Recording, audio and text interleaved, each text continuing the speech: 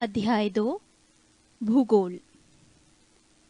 भूगोल के नामकरण एवं इस विषय को प्राथमिक स्तर पर व्यवस्थित स्वरूप प्रदान करने का श्रेय यूनान के निवासियों को जाता है। भूगोल शब्द को परिभाषित करने तथा पृथ्वी की परिधि निर्धारित करने के कारण यूनानी विद्वान इरेटोस्थेनिस को भूगोल का पिता कहा जाता है। एक्विटियस ने अपनी पुस्तक पैराडाइज में सर्वप्रथम भौगोलिक तत्वों का क्रमबद्ध समावेश किया। इरेटोस्थेनिस ने भूगोल के लिए सर्वप्रथम जियोग्राफिका शब्द का प्रयोग किया।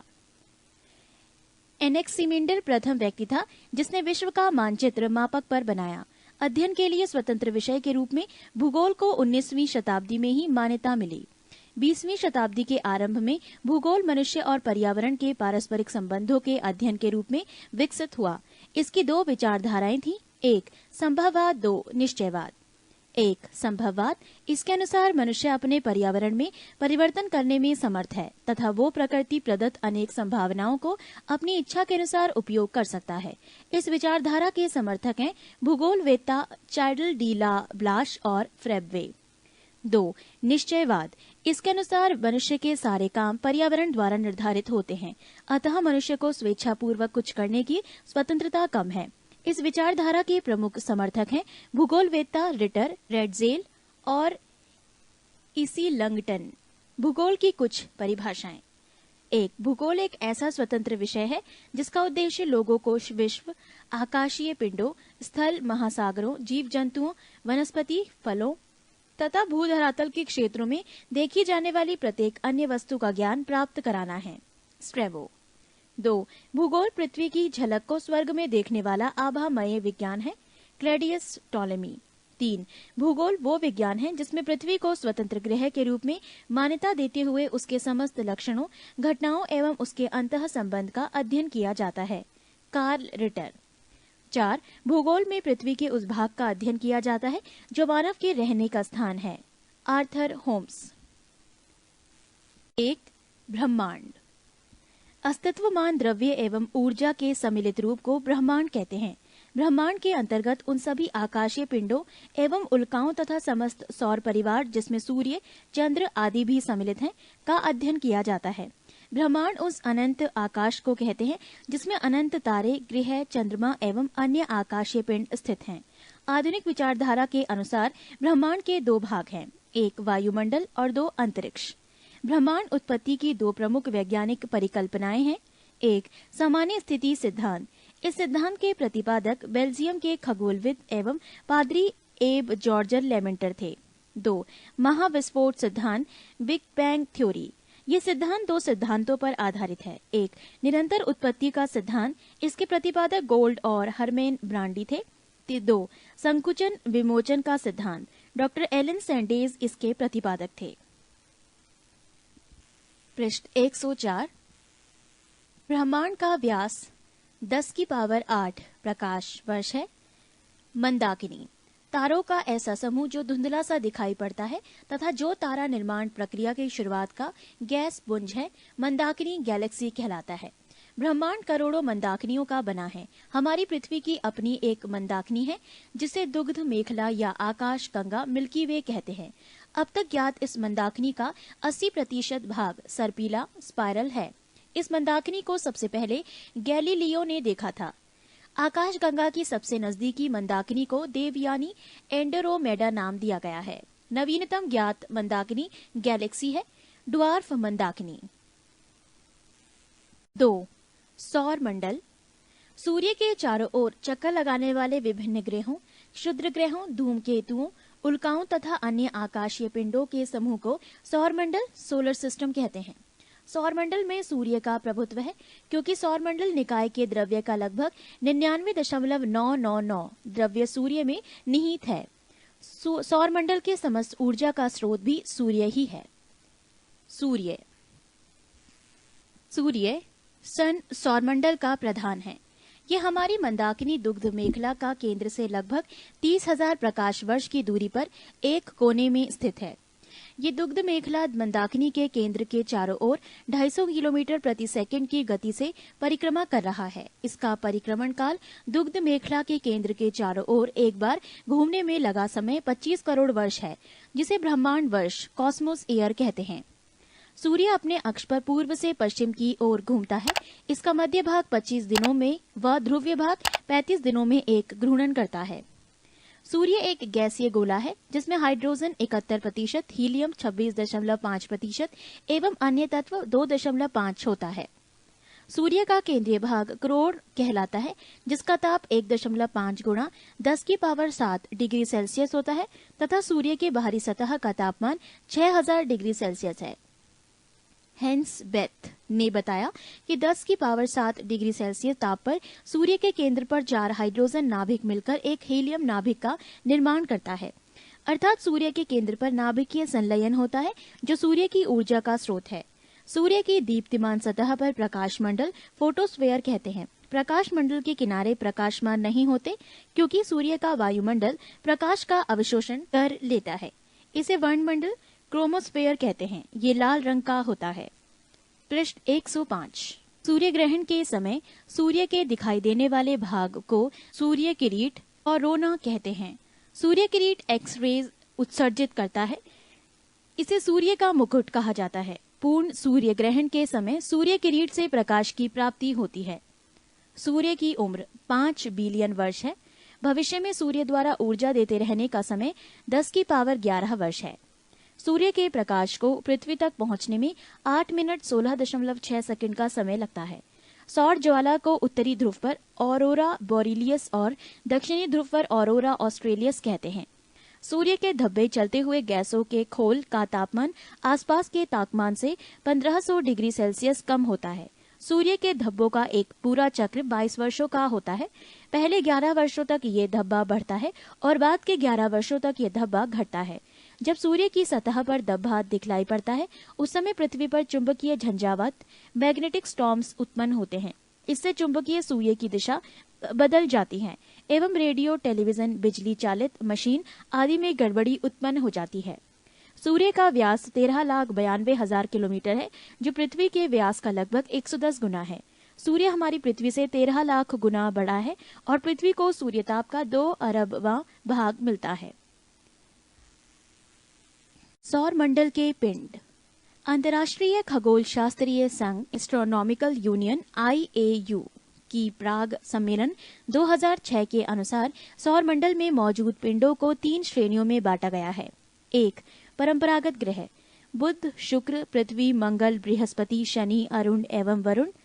2. बौने ग्रह प्लूटो, चेरॉन, सेरस 2003 UB 313। 3. लघु सौरमंडलीय पिंड धूमकेतु, उपग्रह एवं अन्य छोटे खगोलीय पिंड। ग्रह वो खगोलीय पिंड हैं जो निम्न शर्तों को पूरा करता हो। 1. जो सूर्य के चारों ओर परिक्रमा करता हो। 2. उसमें पर्याप्त गुरुत्वाकर्षण बल हो जिससे वो गोल स्वरूप ग्रहण कर सके। 3. उसके आसपास का क्षेत्र साफ हो, यानी उसके आसपास अन्य खगोलीय पिंडों की भीड़भाड़ ना हो। ग्रहों की उपयुक्त परिभाषा INU की प्राग सम्मेलन अगस्त 2006 में तय की गई है। ग्रह की इस परिभाषा के आधार पर यम प्लूटो को ग्रह की श्रेणी से निकाल दिया गया। फलस्वरूप परंपरागत ग्रहों की संख्या 9 से घटकर 8 रह गई। यम को बौने ग्रह की श्रेणी में रखा गया है। ग्रहों को 2 भागों में विभाजित किया गया है। 1. पार्थिव या आंतरिक ग्रह, टेरेस्ट्रियल और इनर प्लैनेट। बुध, शुक्र, पृथ्वी एवं मंगल को पार्थिव ग्रह कहा जाता है क्योंकि ये पृथ्वी के सदृश होते हैं। 3. बृहस्पति या बाह्य ग्रह, जॉवेन और आउटर प्लैनेट। बृहस्पति, शनि, अरुण एवं वरुण को बृहस्पतीय ग्रह कहा जाता है। कुल 8 ग्रहों में से केवल 5 को नंगी आंखों से देखा जा सकता है, जो है बुध, शुक्र, शनि, बृहस्पति एवं मंगल। आकार के अनुसार ग्रहों का क्रम घटते क्रम में है।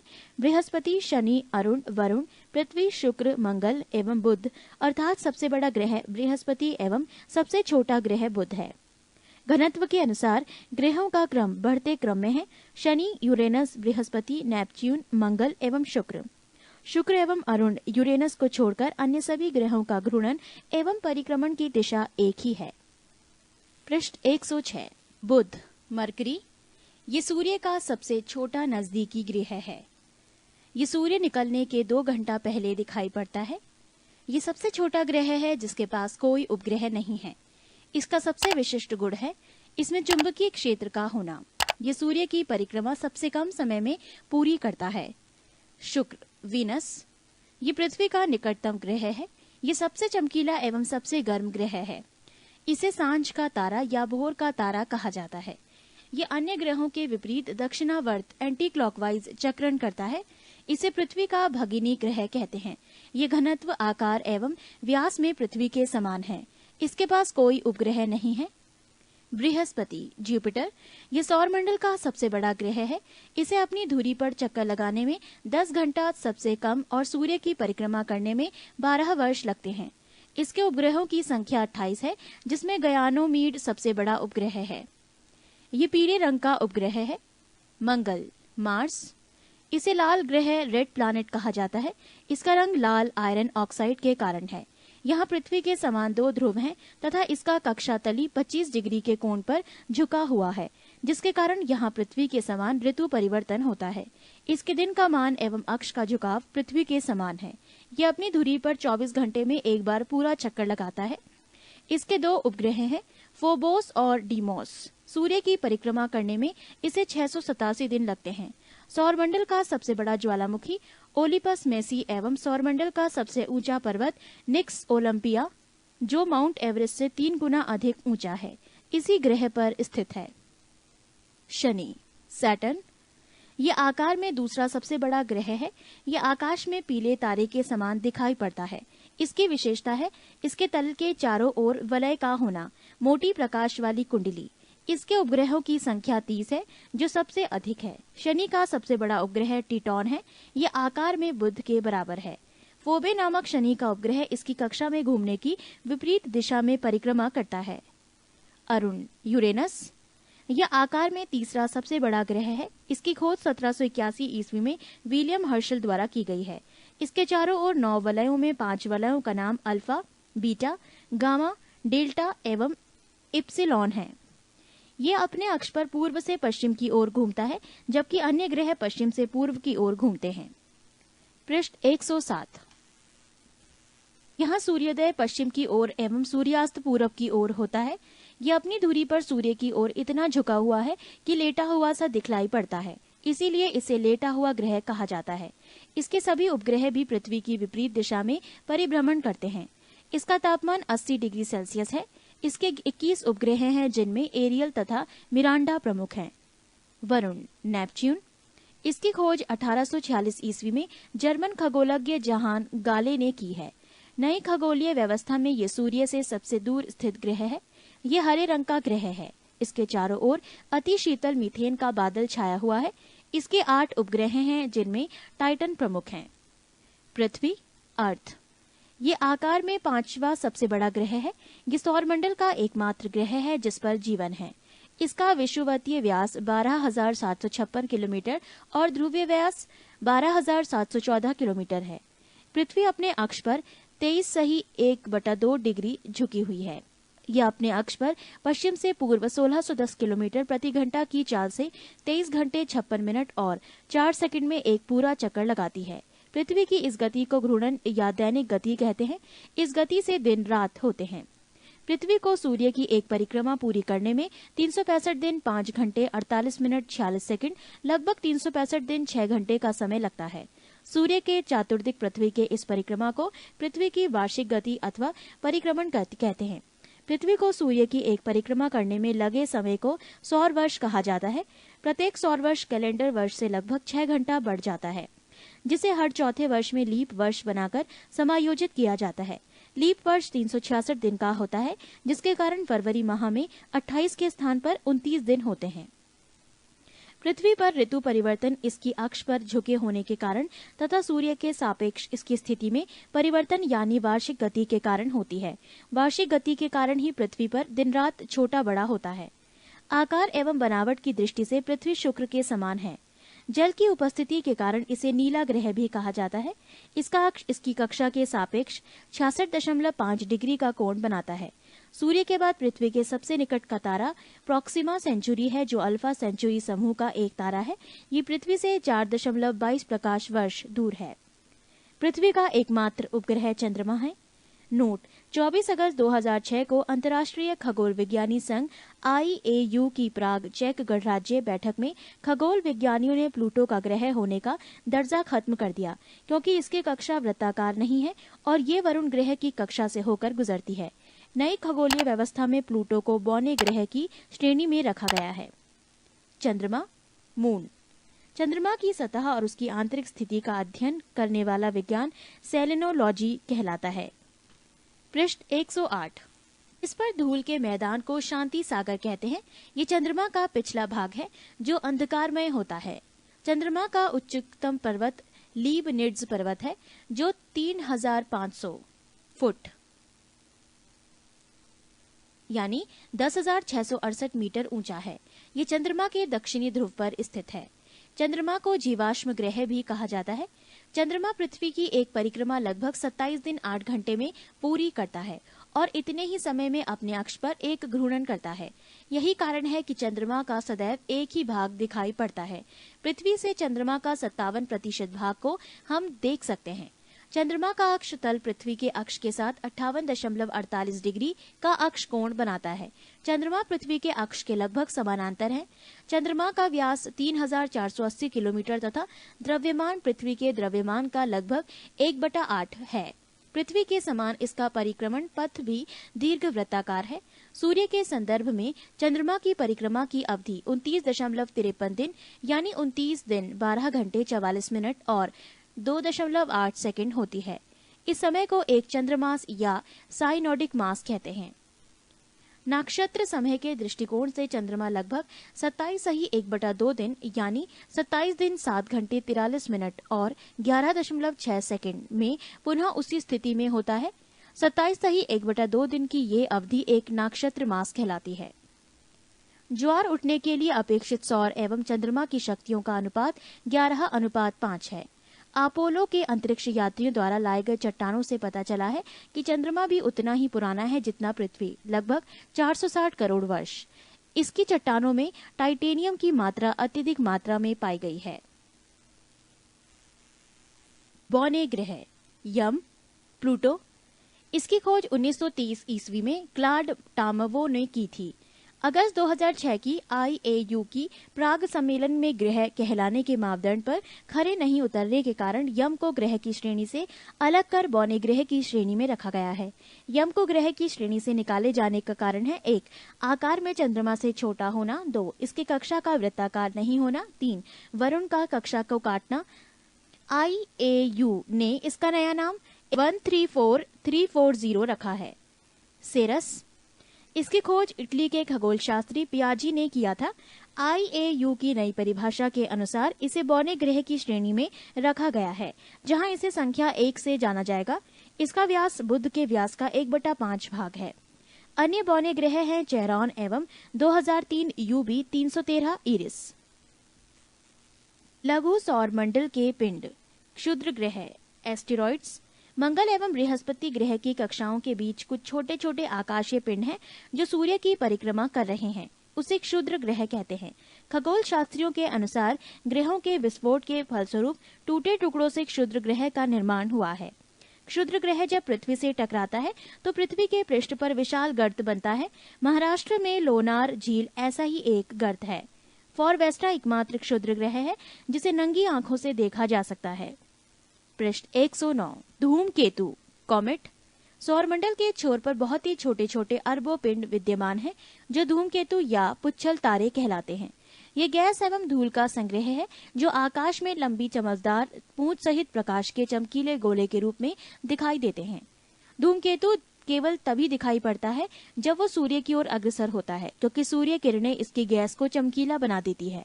धूमकेतु की पूंछ हमेशा सूर्य से दूर होता दिखाई देता है।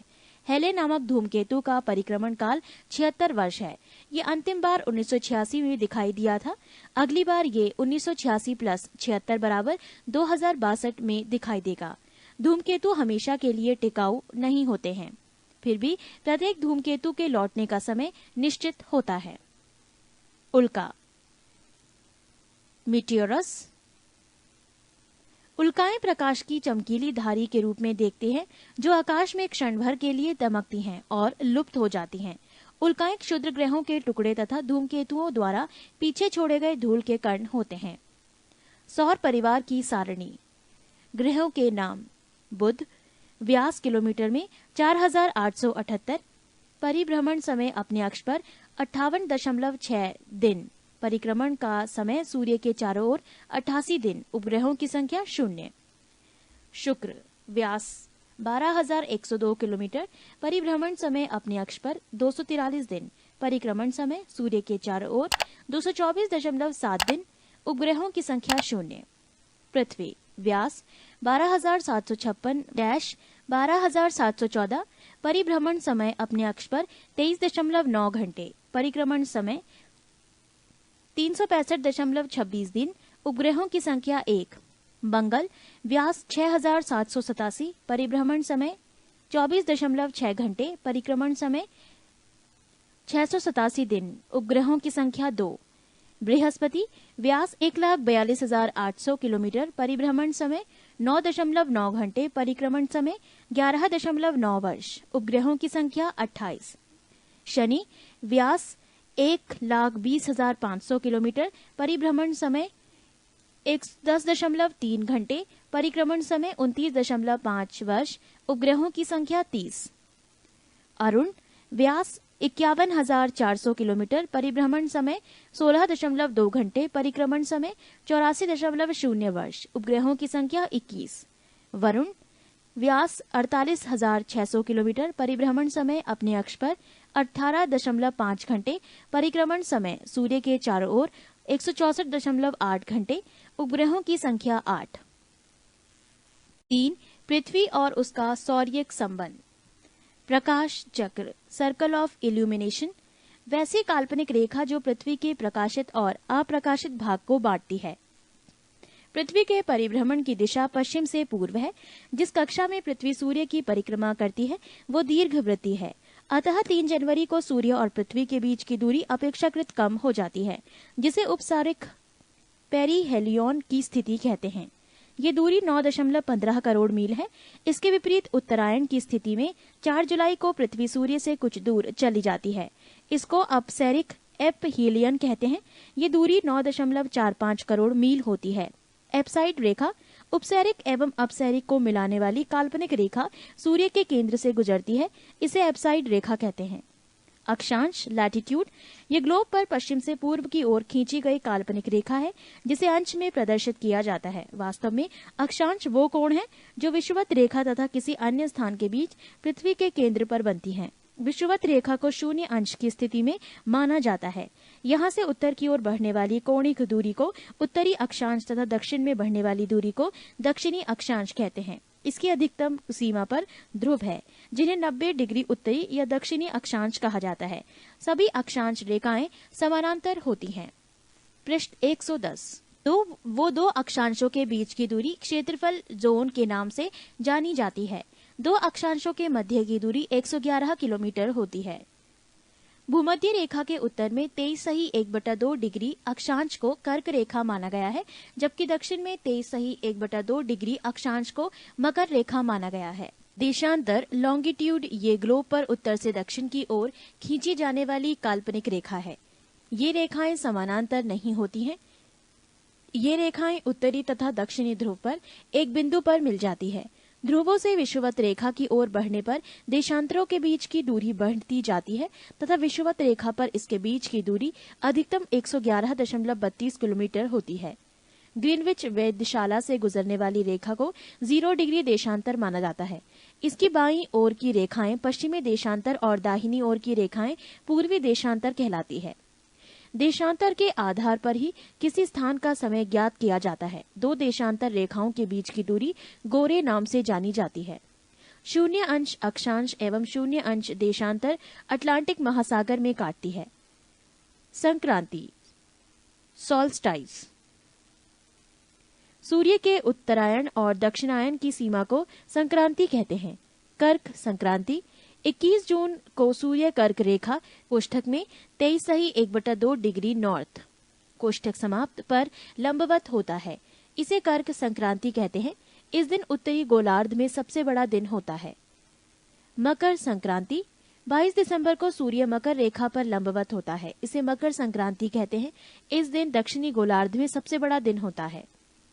विषुव इक्विनॉक्स ये पृथ्वी की वो स्थिति है जब सूर्य की किरणें विषुवत रेखा पर लंबवत पड़ती है और सर्वत्र दिन एवं रात बराबर होते हैं। 22 सितंबर एवं 21 मार्च को संपूर्ण पृथ्वी पर दिन एवं रात बराबर होते हैं। इसे क्रमशः शरद विष्णु ऑटोमैनल इक्विनॉक्स एवं वसंत विषुव वर्नल इक्विनॉक्स कहते हैं।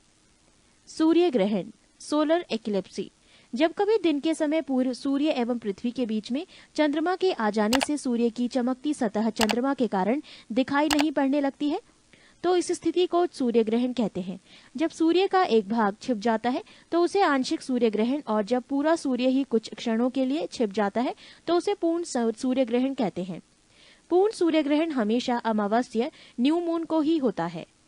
चंद्र ग्रहण ल्यूनियर एक्लिप्सी जब सूर्य और चंद्रमा के बीच पृथ्वी आ जाता है तो सूर्य की पूरी रोशनी चंद्रमा पर नहीं पड़ती है। इसे चंद्र ग्रहण कहते हैं। चंद्र ग्रहण हमेशा पूर्णिमा फुल मून की रात्रि में ही होता है। प्रत्येक पूर्णिमा को चंद्र ग्रहण नहीं होता है क्योंकि चंद्रमा और पृथ्वी के कक्षा पथ ऑर्बिट पाथ में 5 डिग्री के अंतर होता है, जिसके कारण चंद्रमा कभी पृथ्वी के ऊपर से या नीचे से गुजर जाता है। एक वर्ष में अधिकतम 3 बार पृथ्वी के उप छाया क्षेत्र से चंद्रमा गुजरता है, तभी चंद्र ग्रहण लगता है। सूर्य ग्रहण के समान चंद्र ग्रहण भी आंशिक अथवा पूर्ण हो सकता है। समय का निर्धारण एक देशांतर का अंतर होने पर समय में 4 मिनट का अंतर होता है। चूंकि पृथ्वी पश्चिम से पूरब की ओर घूमती है, फलतः पूरब की ओर बढ़ने पर प्रत्येक देशांतर का समय 4 मिनट बढ़ता जाता है तथा पश्चिमी जाने पर प्रत्येक देशांतर पर समय 4 मिनट घटता जाता है। अंतर्राष्ट्रीय तिथि रेखा 180 डिग्री देशांतर को अंतर्राष्ट्रीय तिथि रेखा कहते हैं।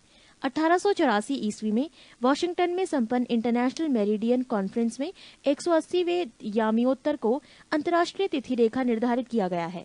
ऐसा इसलिए किया गया ताकि विभिन्न देशों के मध्य यात्रियों को कुछ स्थानों पर एक दिन का अंतर होने के कारण परेशानी न हो। अंतर्राष्ट्रीय तिथि रेखा आर्कटिक सागर, चुकी सागर, बेरिंग स्ट्रेट व प्रशांत महासागर से गुजरती है। ग्रीनविच मेरिडियन से गणना करते हुए इस रेखा 180वां यामियोत्तर के पूर्व वाले क्षेत्र एक दिन आगे होंगे, या दूसरे शब्दों में इस रेखा से पश्चिमी वाले क्षेत्रों से 12 घंटे आगे होंगे। पृष्ठ 111 जब कोई जलयान पश्चिमी दिशा में यात्रा करते हुए तिथि रेखा को पार करता है तो उसे एक दिन की हानि होती है, क्योंकि इस क्षेत्र में समय 12 घंटे पीछे चल रहा होता है, जैसे सोमवार के बाद रविवार आना।